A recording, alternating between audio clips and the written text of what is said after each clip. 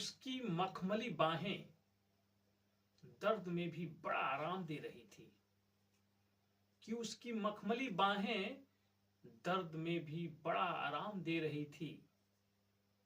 मेरी तन्हाइयों में भी उसकी बातें महफिल जैसा काम दे रही थी।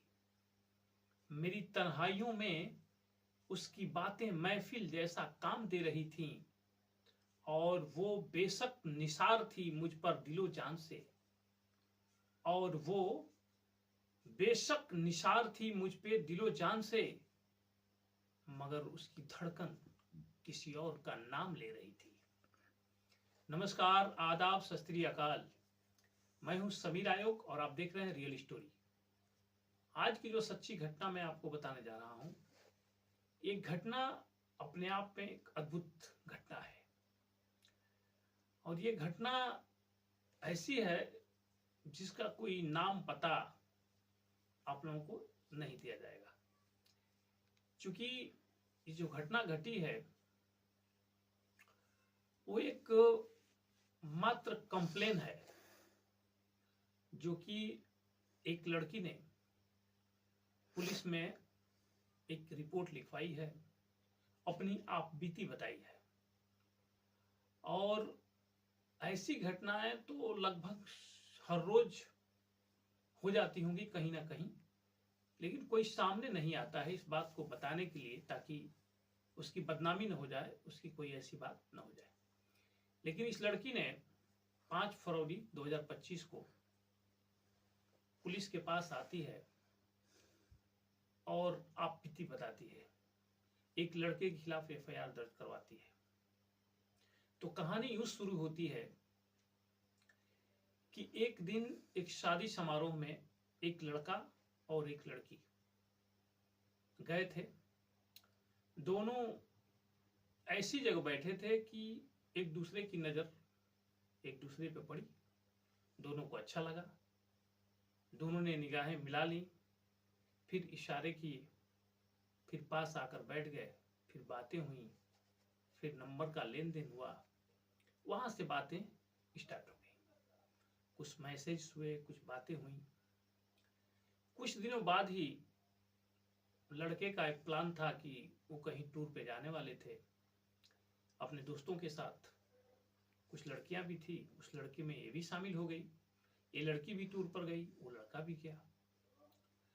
टूर पर गए तो सबने होटल लिया, तो लड़कियां अपने ग्रुप में लेती हैं, लड़के अपने ग्रुप में होटल लेते हैं। लेकिन ये लड़की बताती है कि दरअसल लड़के और मेरी राय यही थी कि हम लोग एक कमरा लेंगे, हम दोनों साथ रहेंगे, और हम दोनों ने एक साथ रहना पसंद किया। और रात को जब हम ठहरे तो पहली बार हम दोनों की मर्जी से वहां संबंध बना, यानी दोनों ने एक दूसरे के साथ वहां फिजिकल हुए उस होटल के कमरे में। और उसके बाद ये मामला चलता रहा, ऐसी मुलाकातें होती रही, हमेशा संबंध बनते रहे, लेकिन दोनों की रजामंदी से। इसमें लड़के ने कहा कि मैं तुमसे शादी करूंगा, और लड़की का कहना है कि मुझे भी वो लड़का पसंद था, इसलिए मैंने भी ये सोचा था कि ये मुझसे शादी करेगा। फिर हम दोनों कई बार मिले, यानी कि 70 दिन का इनका प्यार था। 2 महीना 1 दिन ये लोग लगातार बात करते थे, मुलाकात करते थे, प्यार करते थे और संबंध बनाते थे। शारीरिक संबंध बनाते समय सिर्फ यही एक वादा होता था कि मैं तुमसे शादी करूंगा और हम दोनों साथ रहेंगे हमेशा के लिए, जिंदगी भर के लिए। ऐसी बातें हुआ करती थी दोनों के बीच। दोनों खुश थे और ये मामला चलता रहा। लेकिन इस मामले में उस लड़की ने एक चीज और याद रखा कि जो 70 दिन के अंदर उसकी मुलाकात उस लड़के से हुई थी, तो 170 बार इन दोनों ने संबंध बनाए थे, यानी फिजिकल रिलेशन जो था इन लोगों का 170 बार बना, और वो लड़की को पूरा याद था, यानी एक दिन में 2 बार से भी ज्यादा।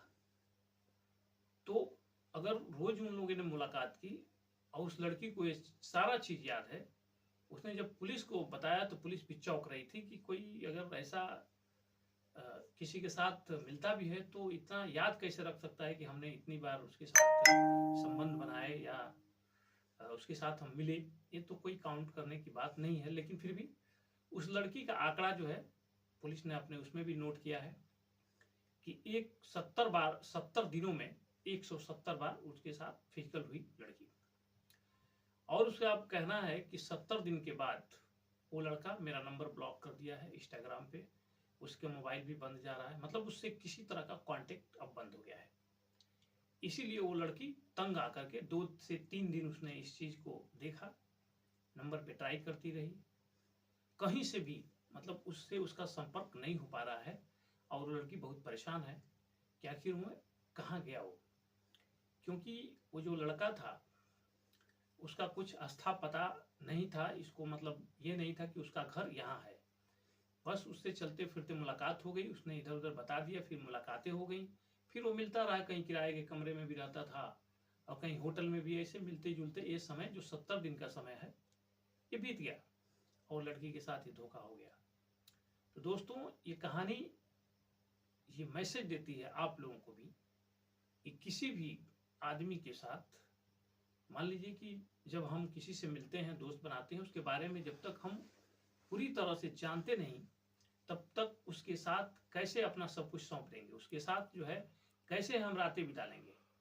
और खास तौर से लड़कियों के लिए बहुत मायने रखता है कि किसी भी अनजान व्यक्ति के साथ मिलकर उसकी बातों में आकर शादी के झांसा लेकर के अगर ऐसा होता है तो ये बहुत ही नादानी वाली बात है। क्योंकि आजकल हर लोगों को ये पता है कि कैसे किसी को उल्लू बनाया जाता है, जब से कि ये सारी घटनाएं हमेशा आप लोगों के बीच आती रहती हैं कि ऐसी घटना हुई, किसी ने वादा किया, वो शादीशुदा था लेकिन कुंवारा बनकर वादा किया।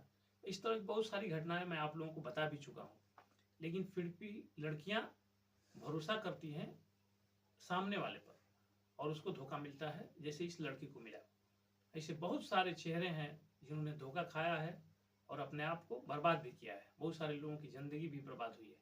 इसलिए अपना ख्याल रखें, सतर्क रहें, ऐसे लोगों से बच कर रहें, क्योंकि ऐसे लोग पैसा भी ठगते हैं और शारीरिक शोषण भी करते हैं।